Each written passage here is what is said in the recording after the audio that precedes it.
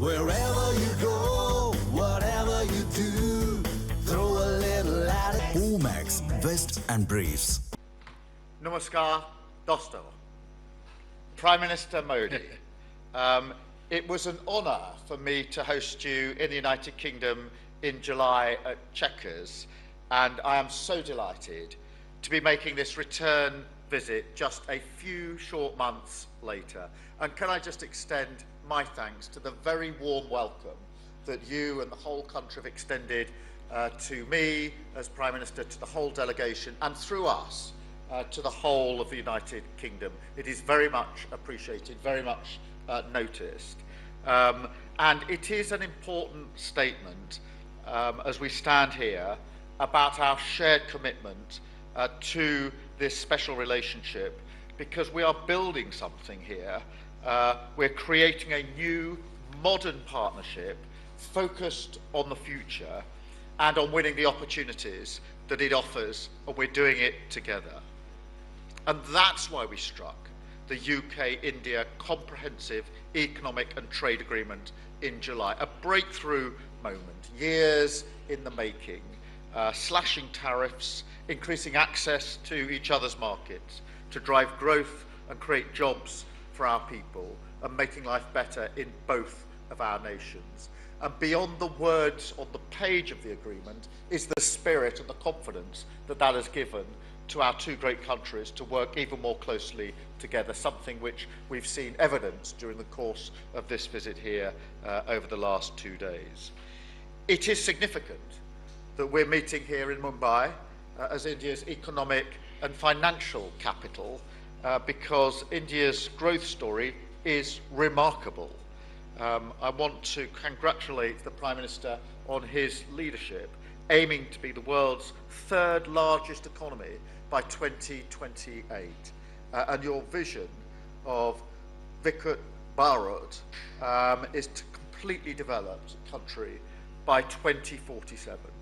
And everything I've seen since I've been here is absolute proof to me that you're on track to succeed in that. So we want to be partners on that journey. And my visit this week is about doubling down on the potential of our trade deal for the benefit of all of us. And that's why I brought a record 126 British businesses with me to India this week. We had to get a bigger plane to travel over here than the one we planned, but that delegation is some of our biggest, most iconic businesses and smaller and medium-sized businesses, but also leaders from education, some of whom are with us here, and sport and the arts. As I say, our largest trade delegation for a decade, and so my first as Prime Minister. So of course the destination for that had to be here, had to be India.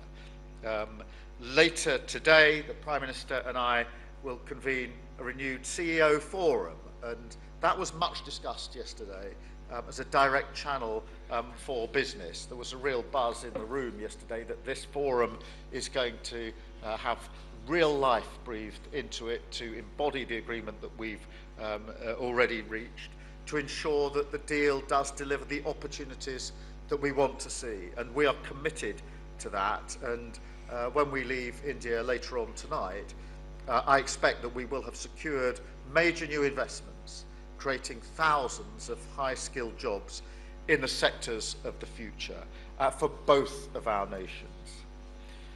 The UK and India stand side by side as global leaders in tech and innovation, and so we've also taken the opportunity to deepen our cooperation through our technology security initiative, with new commitments on AI, advanced communication, defence technologies, and much, much more.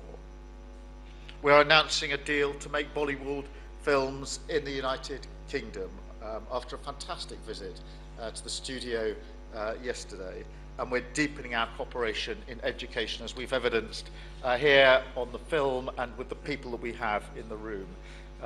It is the younger generation in India who will lead the charge to deliver on that 2047 target. The demand for the best quality higher education is very high. So I'm really pleased that we're announcing today that more British universities will be setting up campuses right here in India, making Britain India's leading international provider of higher education and delivering on our vision 2035 that we set out in July. These incredible economic bonds are the jewel in the crown of this relationship. But of course, our cooperation goes much wider too.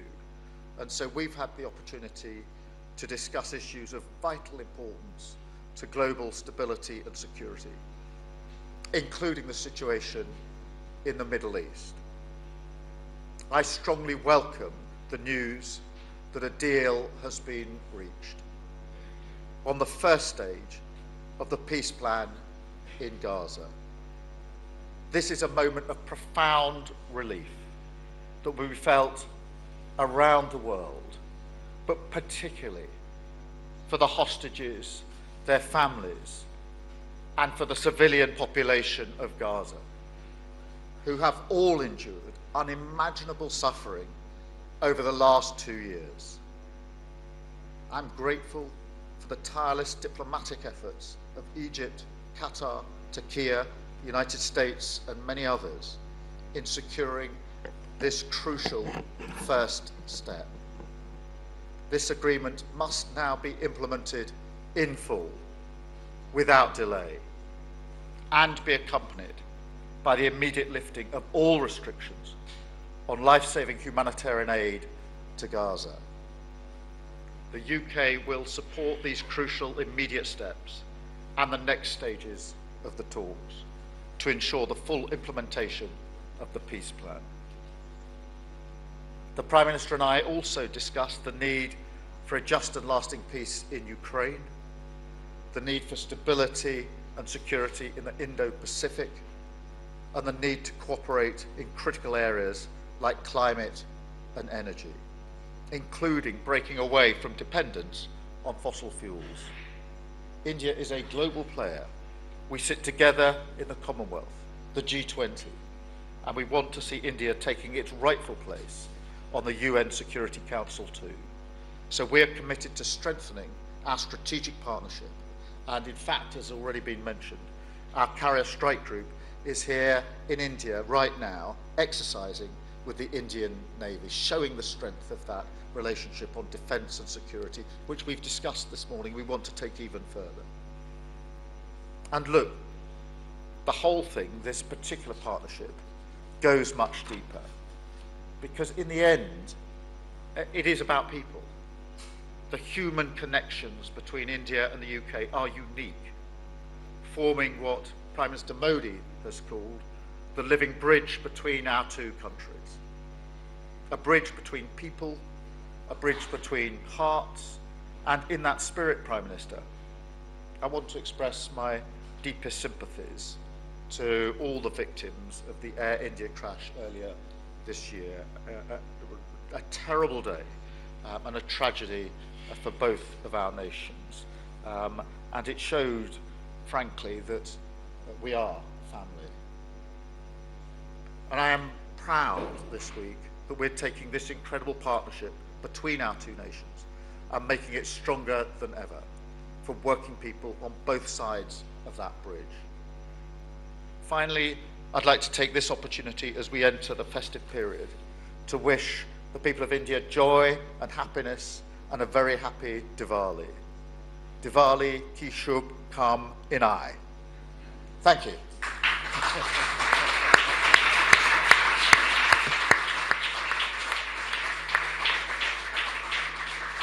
Thank you, sir. That concludes the press statements. Thank you for your presence, ladies and gentlemen. Please be seated. Wherever you go, whatever you do, throw a little at it. Omax, Vest and Briefs.